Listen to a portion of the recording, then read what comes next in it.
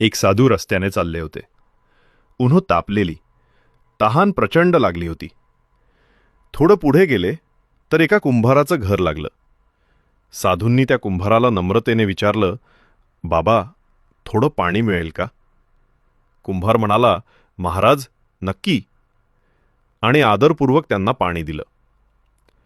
साधू पाणी पित होते तेवढ्यात त्यांचं लक्ष बाजूला ठेवलेल्या मडक्यांकडे गेलं. एका बाजूला मडक्यांचा भला मोठा ढीग होता, पण एक मडकं मात्र वेगळं ठेवलं होतं.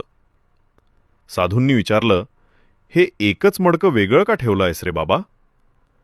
कुंभार म्हणाला, महाराज, ते मडकं खराब आहे, गळती लागली आहे, कोणी घेत नाही म्हणून बाजूला ठेवलंय. साधूंनी शांतपणे म्हणाले, मला तेच मडकं दे. कुंभार थोडा चकित झाला.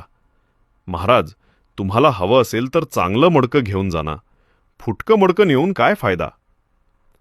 पण साधूंनी ठामपणे सांगितलं, देणार असशील तर हेच दे, नाहीतर काही नाही. नाईलाजाने कुंभाराने ते फुटकं मडकं साधूंना दिलं. साधूंनी ते मडकं स्वच्छ धुतलं आणि आपल्या मंदिरातील शिवलिंगावर बांधून ठेवलं.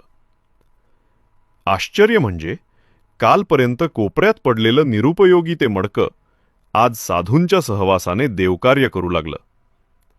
भक्त येऊ लागले तेव्हा शिवलिंगाला नमस्कार करताना त्या मडक्यालाही डोकं लावत होते.